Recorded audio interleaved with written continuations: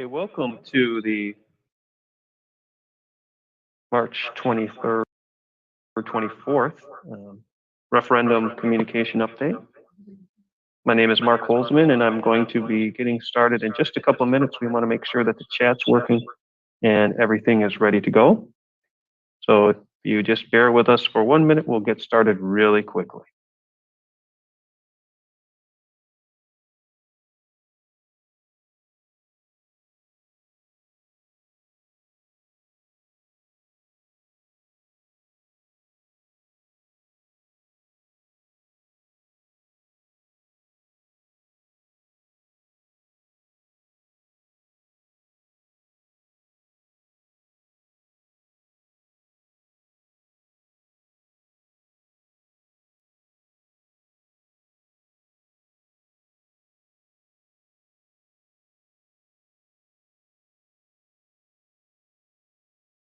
Start this, okay?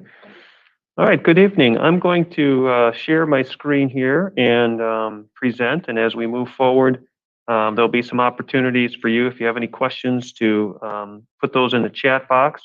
I'll answer those questions at the end, and that'll provide us an opportunity to see what kind of questions you have. We do have a few questions that we received through the internet from some community members, and we'll try to answer those as well.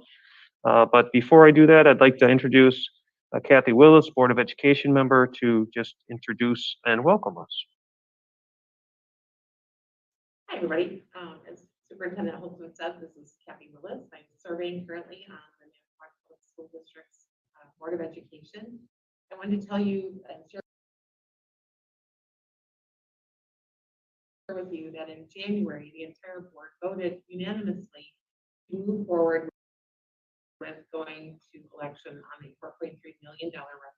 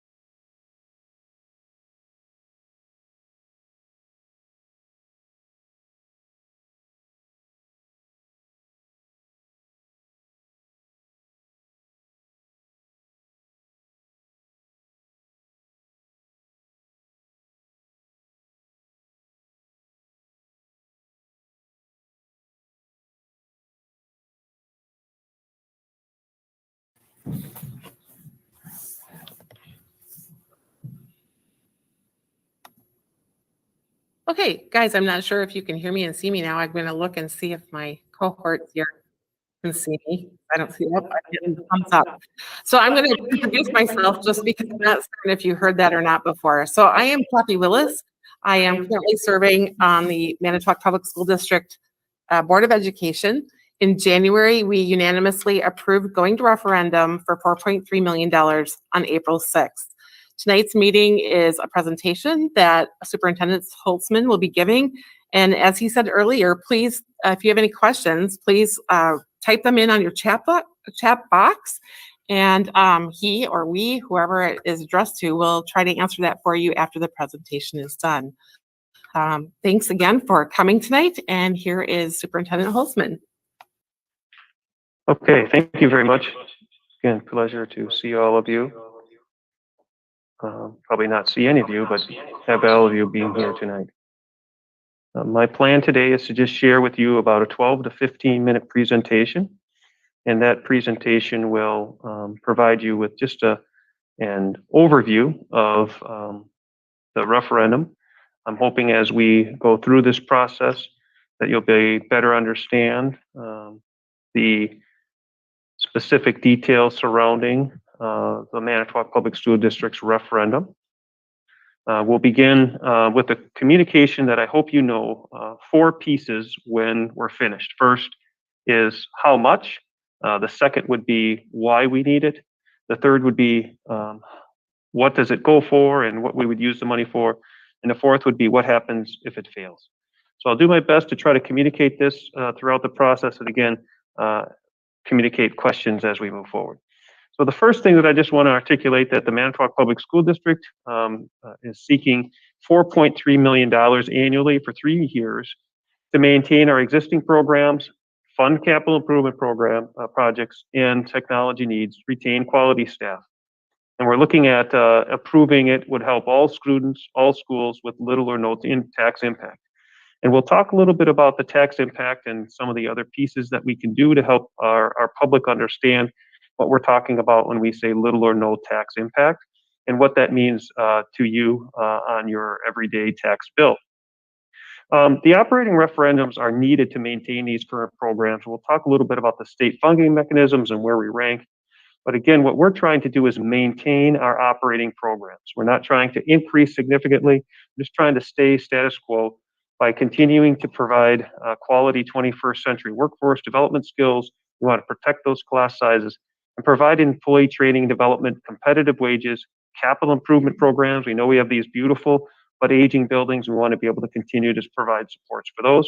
We want to maintain technology, hardware and software, and we know how much we rely on that, specifically through this pandemic. And now as we're even back to face-to-face, we still want to be able to utilize technology. The current model is important because our state funding formula does not currently meet our needs when we're looking at operating costs. The state right now has a model that they fund all public schools equally.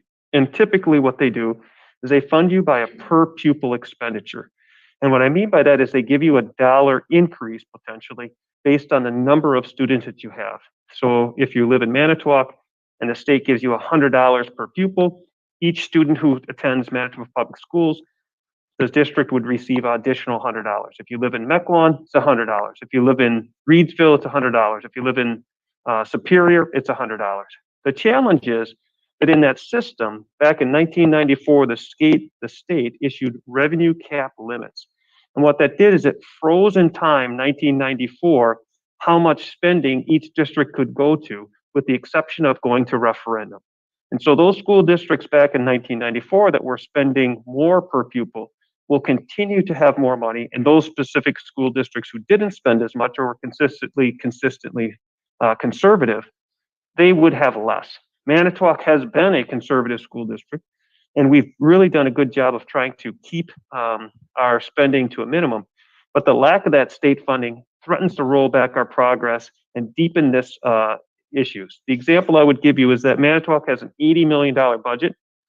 If the state improves our budget per pupil allocation by $100, we would take 100 times the 5,000 students we have, and we would reach a $500,000 increase.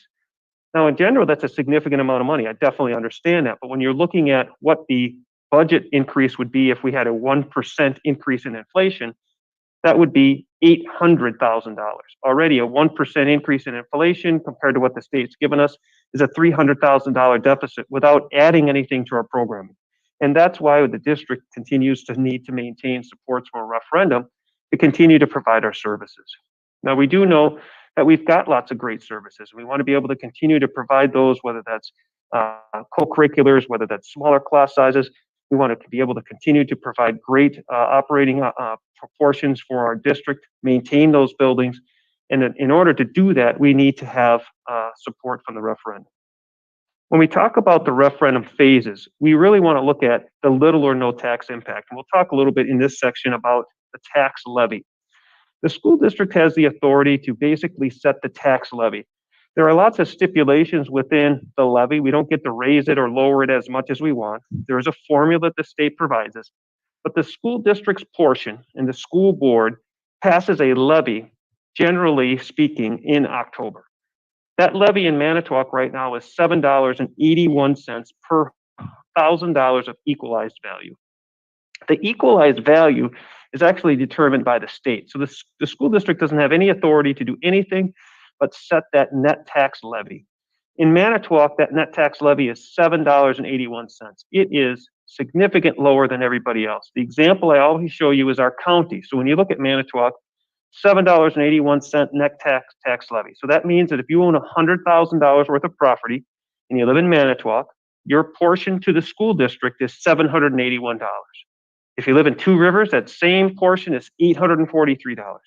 If you live in Kiel, that same $100,000 portion to the school district is $913. If you live in Reedsville, that's almost $1,100. There's a significant difference. So I continue to say that $781 is the lowest we've had in 6 years, continues to be the lowest we've had, and we would anticipate with a 3% increase in property values that it'll be at $7.80. Now we know that our property value raises and lowers based on assessments, and the school district again doesn't have any authority about assessments. We don't set the net tax levy. We set the tax levy and the assessments, or your fair market value is done by your municipality or the state. And at times those will go up and down. We'll talk a little bit about that at the end. The other factor I think that's clear to show where Manitowoc is that we spend about $13,000 again, or $11,825 per pupil, which is 386 out of 420. We're in the 8th percentile in spending in Wisconsin. There are 385 school districts who spend more per pupil than we do. Per pupil spending, if we looked at what the average is, so if we kind of get to 420 and you split it down the middle, that number would be $13,280. And what does that mean? That's almost $10 million if we spent to the average, $10 more million annually. And again, we're not asking to get to that level. We're just asking to maintain what we have. We're trying to stay in that 386 rent. We'd like to be higher so that we can provide more supports, but that's where we're looking at staying. Again, there are all kinds of opportunities to look at this, and I continue to think about this operating referendum as an investment in our future. Our future is now, and so next years moving forward, our kids have opportunities. We want to continue to engage those students to provide opportunities in learning. We want to provide great supports in our facilities, and we want to continue to provide awesome programs. When you look at our per pupil spending over time, you can see from 2008 to 2019 that the Manitowoc Public School District about 10 years ago is spending the state average. So if you look at where it is in this slide right here, this is the state average in 2008.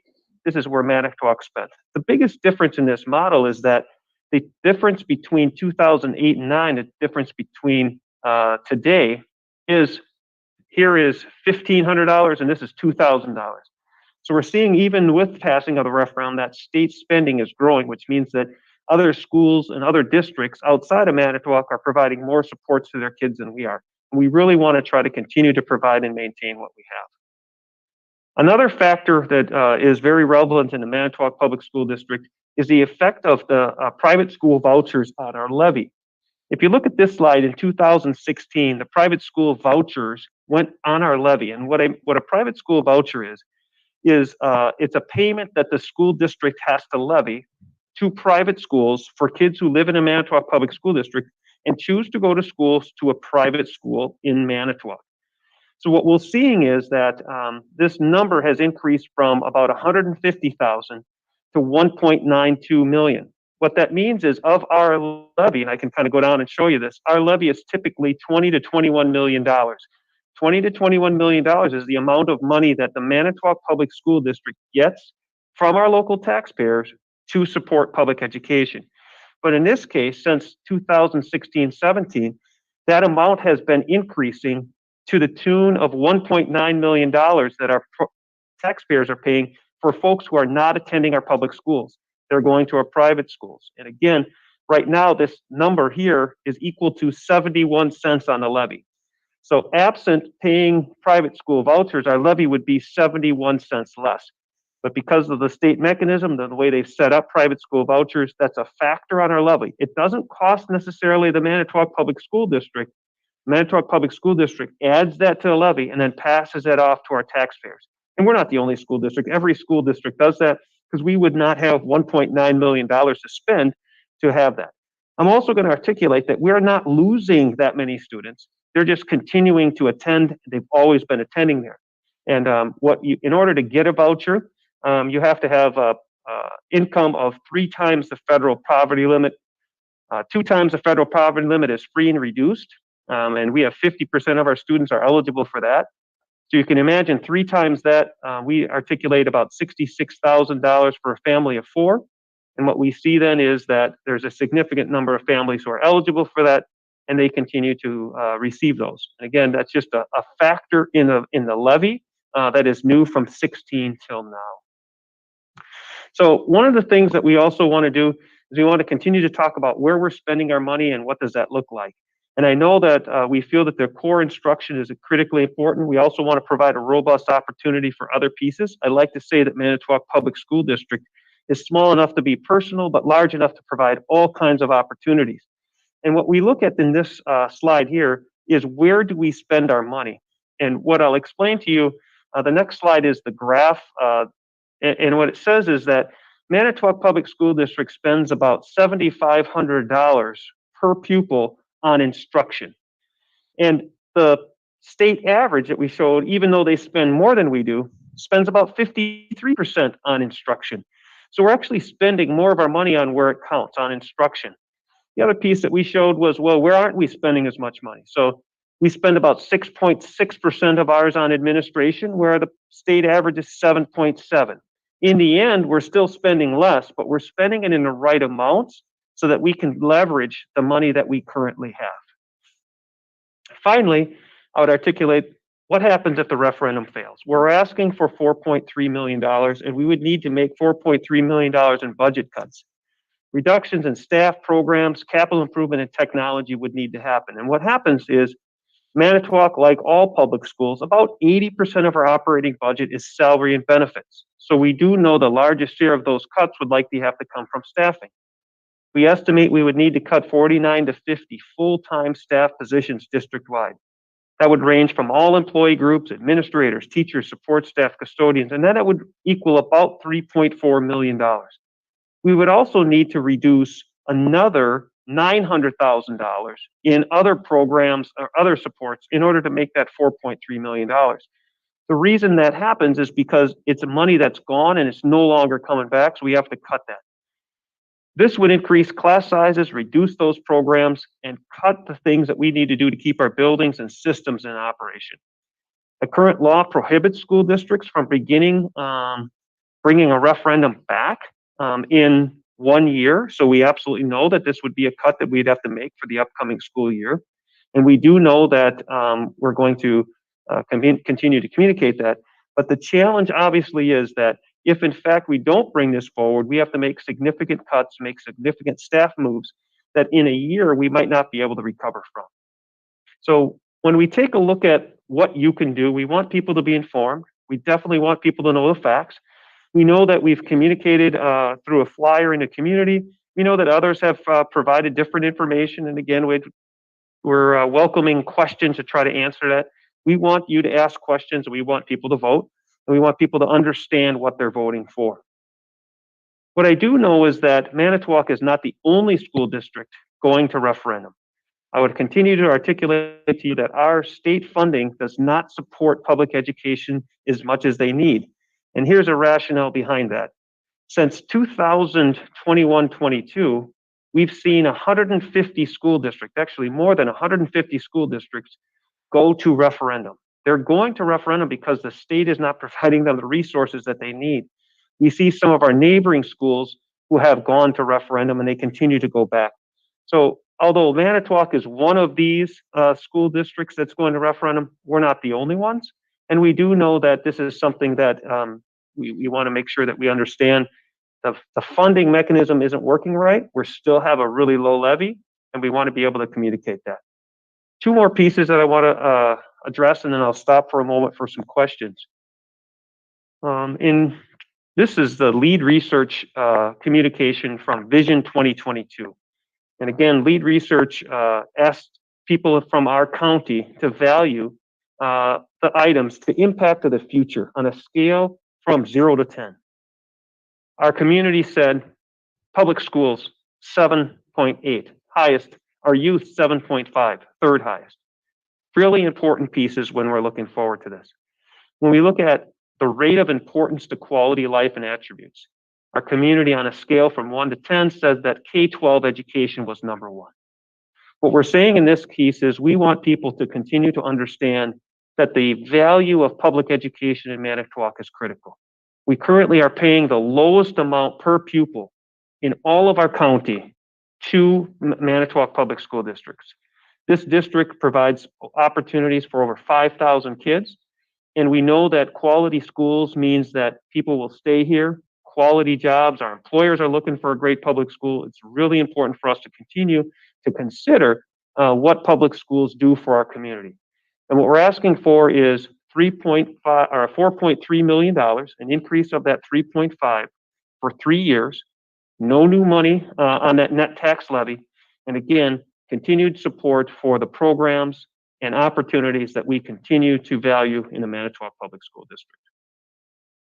Now I'm going to pause there for a minute and try to circle back and answer some of the questions that are coming in. So if you just give me 1 second, I'm going to call up a different screen, and I can answer some of the questions that we've had. Now, first and foremost, what I would articulate to you is that we've had some questions specifically surrounding the net tax levy and the idea that there's no new taxes. So what I'm going to do for a moment here is I'm going to go back and share my screen, and I want people to see where you can get this information about our levy, because it is complicated when we're talking about public school finance. And what I want you to do is take a look at our website. So what I'm doing now is I'm just showing you where this information is. And if you go to the Manitowoc Public School District website, and under there's a piece called Referendum. And under that, there's a piece that says Understanding the Levy and Mill Rates. Now, I'm not going to talk through this. There's 2 pages of examples and information that you can take a look at that will show the information specifically about the levy and the mill rate. The reason I'm sharing this with you is this. There's some questions about, well, if there's no new increase in taxes, how do we get the money? There's a couple different factors. The Manitowoc Public School District receives about 60% of its money from the state. So we're reimbursed at about a 60% reimbursement rate level. So what happens is the Manitowoc Public School District sets the levy based on the information the state gives us, how many students we have, and again, we estimate that that levy next year, passing the referendum, will be $787.81 or $780. We do not have the authority or the knowledge to know what the assessed value will be, whether they will change the assessed value, and we don't know what the estimated fair market value will be. If you look on your tax bills, you'll know that the fair market value is set by the state, and that fluctuates every year.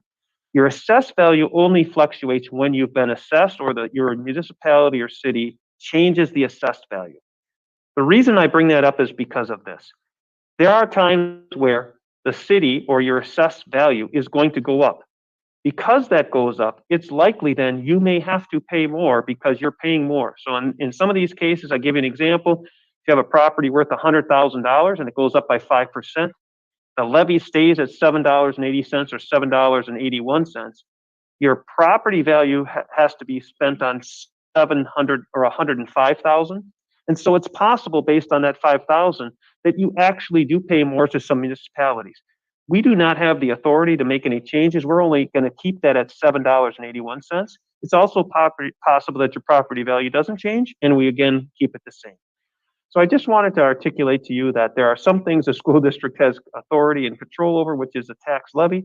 And then there's other things that we just have no authority to really do anything about. And that's, again, we want our property values to increase. We absolutely do want that because that's good for our economy and good for our housing development. But we also know that by that going up, there's likelihood that there's going to be a consistent piece with other municipalities. So we know on your tax bill, there's a school district, your municipality was the city or the county, there's LTC, right, and then your county bill. So we just want to try to help with that. Another question that was put into the information was specifically on the technology, hardware, and software. So I'll give you a quick picture overview of what we did, and then we can kind of go back to other information. Prior to the pandemic, Manitowoc was a one-to-one technology device for 6-12, meaning that every sixth grader through senior had a one-to-one device, a Chromebook that we used to help support their learning. When we went to the pandemic, we needed to purchase about 1,000 more for our K-5 students so that they also could do that. In order to do that, we have to have robust Wi-Fi, and robust Wi-Fi includes these hubs that we have in every classroom and in the hallways, etc. The hubs are maybe if you have Wi-Fi in your house, are those little router pieces that you have. Well, when you have 25 devices going onto one, be like if you had 25 people and you shared your password and we're all going on your router, it's going to be really slow. If it's really slow in the classroom, we can't have that. So those need to be updated to every 2 or 3 years in order to provide that. We updated them 3 years ago. We feel like we're okay for the next couple of years, but in 3 years, we'll need to do that. So that would be one example, Chromebooks, hardware, software. We also know that our teachers and staff need to have technology in order to project, in order to do things at home. We no longer provide our staff with, many of our staff with desktops. Most of them have some kind of a laptop computer because we know that sometimes they're teaching in different locations, whether it's a different classroom or at home. So we just wanted to share that. Another question that came through this information was people asking specifically about money from the federal government. So there's lots of communication about the CARES Act and how much money the Manitowoc Public School District would be getting. And if we are getting all this money, why would we need a referendum? So a couple pieces that I'd articulate. First is that the CARES money is earmarked for paying for things that we had previously in expenses right now because of the pandemic. So things like we have, for example, 200 Wi-Fi hotspots that we had out in our community for students who did not have Wi-Fi or robust Wi-Fi. The hotspots aren't expensive in general; they're $25. But we were paying in excess of $18,000 a month specifically for the Wi-Fi that's attached to those hotspots, right? So that's what it goes to. We added nurses, and we've always had nurses, but we added a nurse and some full-time. We added some cleaners. We have 400 portable or wall-mounted hand sanitizers and other pieces within our facilities. So what we're seeing is the federal government is giving school districts some money to do that. We do know that there's a CARES 3 Act that's out there. We haven't seen our reimbursement model. And again, it's going to be for reimbursing things, and then it's going to go away. So it's not for maintaining your budget. It's not to keep things open. It's not to fix building. It's not to operate expense, not to transport kids. It's specifically to support things that have caused you to delay because of the pandemic. I'm just going to pause there. As I look through these questions, I think I have most of those that people had asked answered. What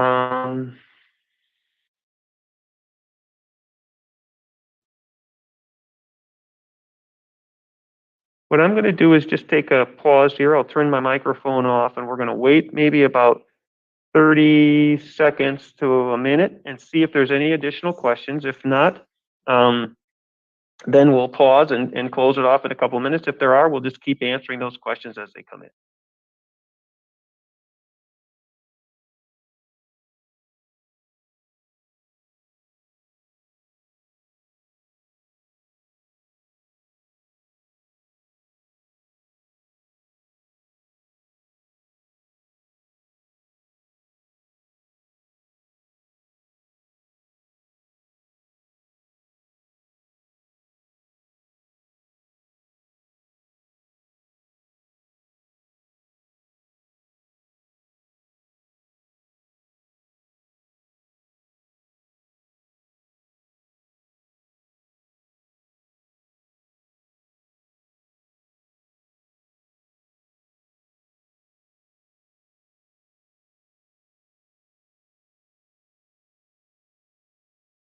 Especially since our kids don't have much time.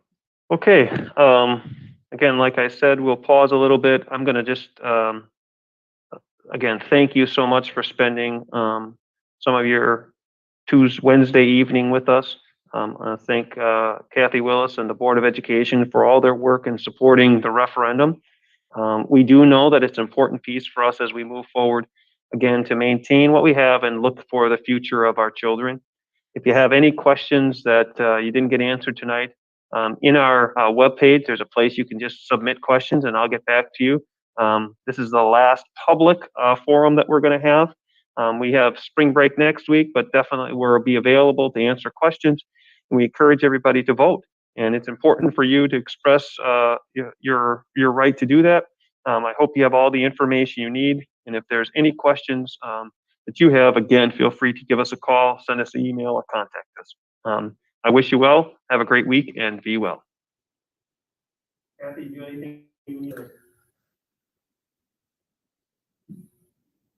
So I'm just going to leave it for like a minute.